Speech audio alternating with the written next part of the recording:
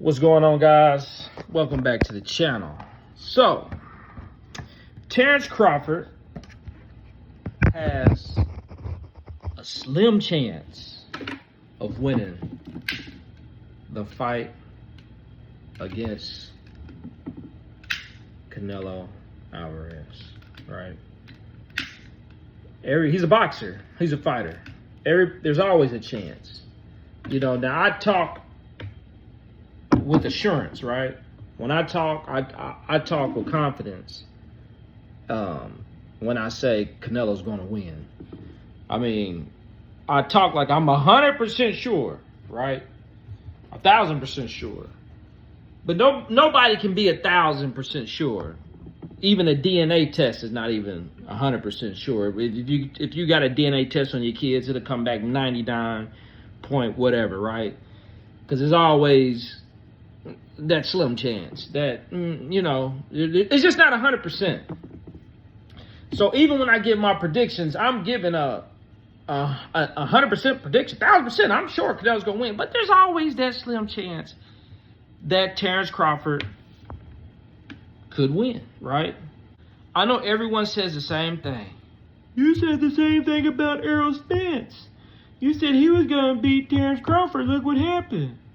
Okay, I said the same thing about Jermell Charlo. I said he would go up and wait and lose to Canelo, and he did. But nobody gets in my chat and says that. They don't get in there and say, hey, you said Jermell Charlo was going to lose to Canelo, and he did. When he was daring to be great. Nobody says that. Nobody says none of that.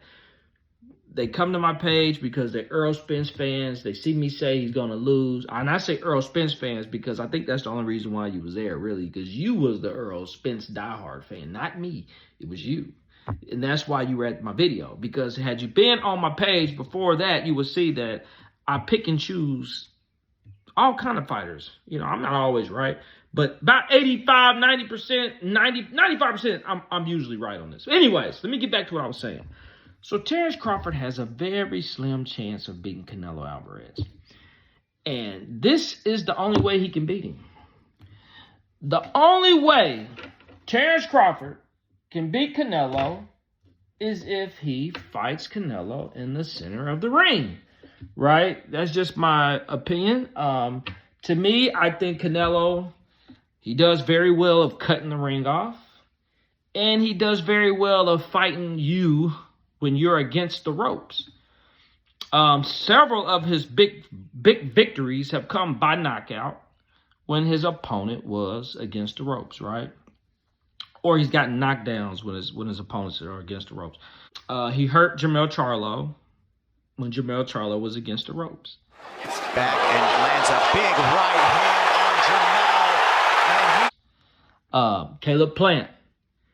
He hurt Caleb Plant. Knocked him down. I think he stopped him too. I can't remember. It's been a while.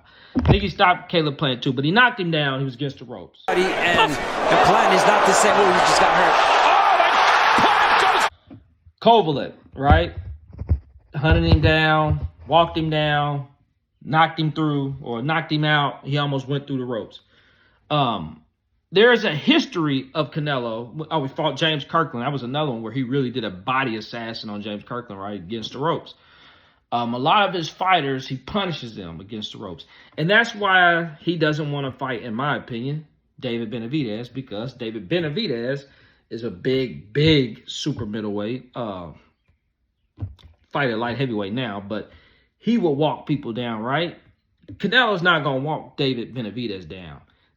If anything, it's going to be him getting walked down, which the advantage will go to David Benavidez.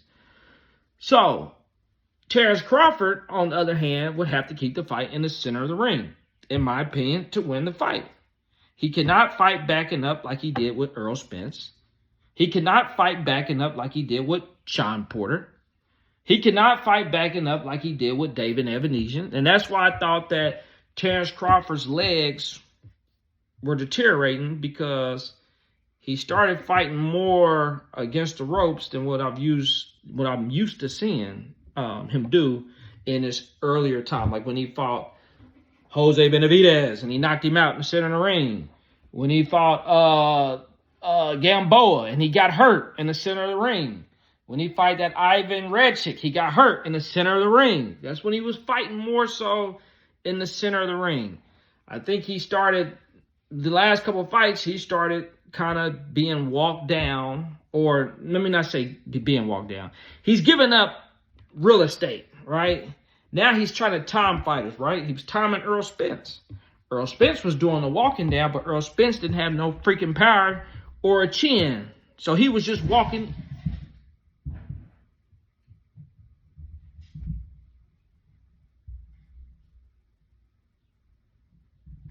What are you doing?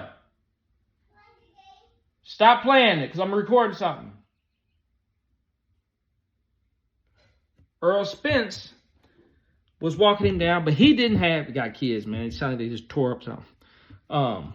Earl Spence was walking him down, but Earl Spence didn't have the power, nor the chin to back him up. That's why Earl Spence was getting caught and getting dropped, right? Earl Spence was getting hurt walking into Terence Crawford. That's why I thought Earl Spence was going to beat Terence Crawford, because Terence Crawford had been progressing, getting walked down, going toward the ropes. And you had somebody like Earl Spence, whose style was to come forward, and he broke a lot of his opponents down against the ropes, like he done with Ocampo, or he done with Chris Algeria, or Mikey Garcia. Anyway, he just walked him down. And so I figured, because if you go back in my old videos, I always had Terence Crawford beating Spence. But I figured Earl Spence was catching Terence Crawford at a good time, because Terence Crawford was now not only is he coming forward no more, he's walking backwards. He's allowing people to walk him down against the ropes.